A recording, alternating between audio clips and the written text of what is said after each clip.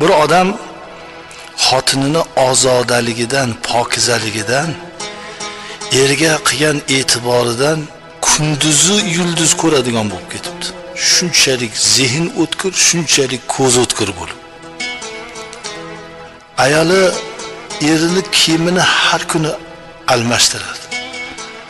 Bir kosaga ovqat suzadigan bo'lsa 7 marotaba yuvib, e'tibor pokiza, piyolalar, chinilar, bozordan olib kelingan narsalarni nihoyatda toza e'tiborlik bilan qarab, yotadigan o'rinlar toza pokiza bo'lganligidan inson qanchalik pokiza sharoitda tursa, pokiza narsalarni tanovvul qilsa, dili ravshanlashadi, aql ziyraklashadi, ko'z o'tkirlashadi.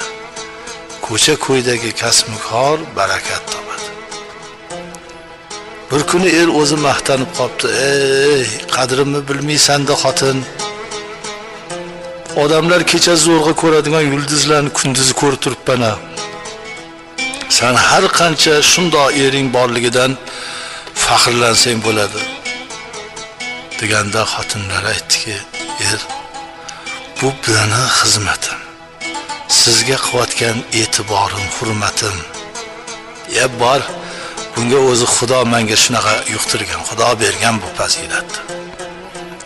Bo'pti dedi, ayol e'tiborini susaytirdi. Ovqat suzganda kasani yo yuvsa, yo yuvdi, bo'lmasamda artib ovqat suzib berurdi. Piyolalarga uncha e'tibor bermadi. Kiyimlar haftada bir almashtiriladigan bo'ldi. O'rinlar ham bee'tibor bo'ldi. Hali odam kunduzi ham qoqilib, ko'zi yaxshi ko'rmaydigan bo'lib, bugun eshitgan gapi ertasiga esdan chiqaradigan bo'lib, g'alati bo'lib qoldi. Tan oldi. Xotin, avvalgi hurmatingni, avvalgi e'tiboringni qilaver. Bu mendagi xislat, fazilat, baraka, zehn o'tkirliklari u san tufayli ekan. Meni xatoyimni kechirgin. Ayol aytdi, Alloh kechirsin hammamizni xatoyimizni, bexato inson bo'lmaydi. Men sizga qanchalik qilayotgan e'tiborimni Alloh bilsa, Alloh rozi bo'lsa, siz mendan rozi bo'lsangiz, men jannati bo'laman.